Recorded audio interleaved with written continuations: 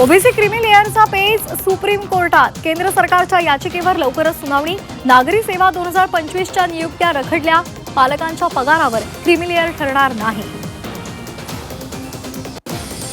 लाडकी बहीण योजनेमध्ये पुन्हा एकदा पडताळणी. 91 लाख लाभार्थी अपात्रतेनंतर सरकारचे निर्देश. अनुसूचित जाती प्रवर्गातील महिलांची पडताळणी.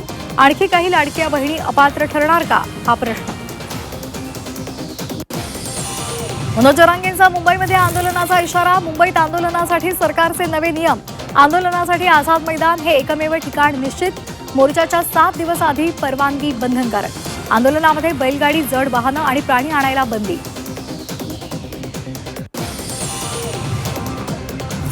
मुंबईमधल्या आमदारांच्या कामगिरीचा प्रजा फाउंडेशनचा वार्षिक अहवाल जाहीर. अमीन पटेल, असलम शेख, ज्योती गायकवाड पहिल्या स्थानी. शिवसेनेचे प्रकाश सुर्वे शेवटच्या, तर आदित्य ठाकरे 18व्या क्रमांकावर. अमरावती रुग्णालय अग्नितांडव प्रकरणात मोठी बातमी. रुग्णालयाला व्हेंटिलेटर पुरवणाऱ्या कंपनीवर संशय. राज्यभरात 10,000 व्हेंटिलेटर बॉम्ब. उच्चस्तरीय समिती चौकशी करणार या संदर्भातला तपास. सरकारी रुग्णालयामध्ये किडनी यकृत प्रत्यारोपणाची सुविधा. वैद्यकीय शिक्षण मंत्री हसन मुश्रीफ यांची माहिती. गरीब गरजू रुग्णांना मोठा दिलासा. राज्यातील सरकारी आणि खासगी रुग्णालयांचे आता लेखापरीक्षण केलं जाणार. आरोग्यमंत्री प्रकाश आंबेडकरांचे निर्देश. अमरावती दुर्घटनेनंतर सरकारला जाग. भुलेश्वर दुर्घटनेनंतर मुंबई महापालिकेचा मोठा निर्णय. मोठ्या गणेश मूर्तींसाठी सुरक्षा प्रमाणपत्र बंधनकारक. अपघात टाळण्यासाठी नवं पाऊल. देशभरात ईद ए मिलादचा उत्साह. मशिदींमध्ये विशेष प्रार्थना, मिलाद मेहफिल आणि धार्मिक कार्यक्रमांचं आयोजन. रेल्वेमध्ये मराठी माणसांना जेवण देऊ नका. परप्रांतीय तरुणाचा व्हिडिओ सोशल मीडियावर व्हायरल. भोजपुरी बोलायला लावा, मगच जेवण द्या, तरुणाची मुजोरी. सप्टेंबरमध्येही कमी पावसाचा अंदाज. यंदा देशातून मान्सूनच्या परतीचा प्रवासही लवकरच. रबी हंगामावर मोठा परिणाम होण्याची शक्यता. विदर्भ मराठवाड्यामध्ये पावसाची तूट. वरुण राजा रुसल्यामुळे गंभीर परिस्थिती. पिकांच्या वाढीवर परिणाम होण्याची शक्यता. कोकण पश्चिम महाराष्ट्रामध्ये पावसाची स्थिती चांगली. नाशिक जिल्ह्यामध्ये पावसाचा येलो अलर्ट. हवामान विभागाकडून अलर्ट जाहीर. वादळी वाऱ्यासह पावसाची शक्यता. नागरिकांना सतर्कतेचं आवाहन. गुळाच्या दरात 500 रुपयांची घसरण. गुळ आधी महागला, आता घसरण सुरू. कोल्हापुरात सोमवारी गुळाचे सौदे झाले नाहीत. आज गुळाचे सौदे होणार. दिवाळीमध्ये कांदा आणखी रडवणार. या महिन्यापासून कांद्याची आवक कमी होणार. किरकोळ बाजारात 60 रुपये किलो दरानं कांदा विक्री. पुढील 2 महिने कांद्याचे दर तेजीत राहण्याची शक्यता. लासलगाव रेल्वे स्थानकामध्ये कांदा एक्सप्रेसमध्ये रात्री कांदा लोड केल्याची माहिती.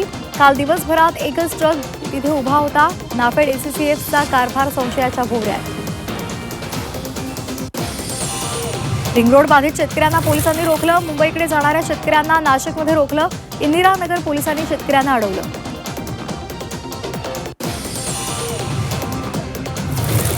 पुढचे 2 महिने साखरेचे दर चढेच राहणार. आयात केलेली साखर दिवाळीनंतरच बाजारात येणार. ऊस गाळप हंगामानंतरच दरवाढ नियंत्रणात येण्याची शक्यता.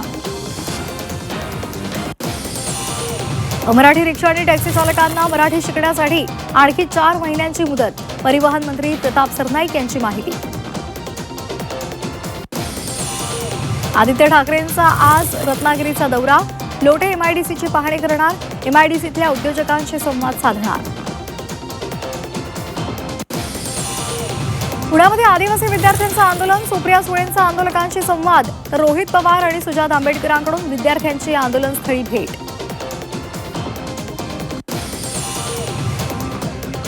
नाशिकमध्ये आदिवासी विद्यार्थ्यांचं आंदोलन. हर्षवर्धन सपकाळ आंदोलकांना भेटले. विद्यार्थ्यांच्या मृत्यूची जबाबदारी कोण घेणार, सपकाळांचा सवाल. माजरीतल्या आंदोलक विद्यार्थ्याची प्रकृती बिघडली. प्रलंबित मागण्यांसाठी विद्यार्थी आक्रमक. जीव गेला तरी चालेल, मागे हटणार नाही, विद्यार्थ्यांचा आक्रमक पवित्रा. आदिवासी विद्यार्थ्यांकडे सरकारचं लक्ष नाही. ओबीसी नेते लक्ष्मण हाके यांची सरकारवर टीका. आदिवासी आमदार आणि मंत्र्यांनी लक्ष देण्याची मागणी. नवी मुंबईमध्ये कर्जाचा आमिष दाखवून लाखोंची फसवणूक, बनावट कॉल सेंटरचा नवी मुंबई पोलिसांकडून पर्दाफाश, 4 आरोपी अटकेत, 4 लाखांचा मुद्देमाल जप्त.